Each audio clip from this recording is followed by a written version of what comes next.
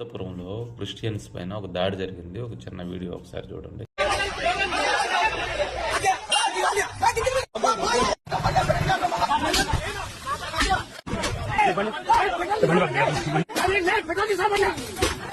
కూడా మన వాళ్ళు కూడా క్రిస్టియన్ కంట్రీలకి వెళ్ళి సెలబ్రేట్ చేసుకుంటున్నారు కదా.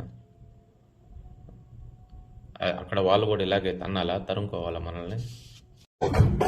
The proof that none of gun celebration once allowed every reflect the vibrant traditions of immigrant communities.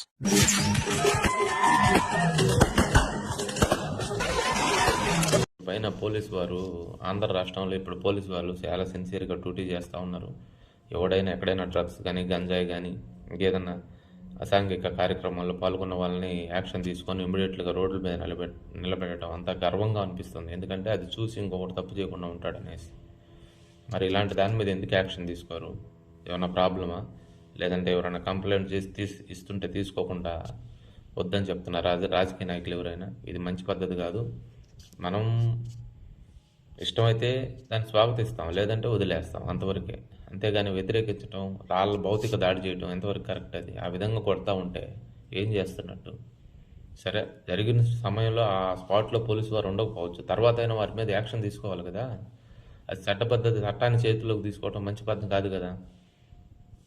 నిన్న మనం చూసాం, మన క్రిస్మస్ రోజు ట్రంప్ గారు వేరే దేశం మీద ఏం చేశాడు అంటే, ఇలాంటివన్నీ మంచి పద్ధతులు కాదు. మనం పోయి వేరే దేశంలో, ఆ క్రిస్టియన్ దేశంలో మనం సెలబ్రేట్ చేసుకుంటాం, వాళ్ళేమో స్వాగతిస్తారు. ఇక్కడికి వచ్చి మనం ఇక్కడ ఉండే మన గ్రామంలో పుట్టి మన వాళ్ళు ఇక్కడ మతాన్ని ప్రచారం చేసుకుంటుంటే వ్యతిరేకిస్తామా? ఎంతవరకు కరెక్ట్ ఇది?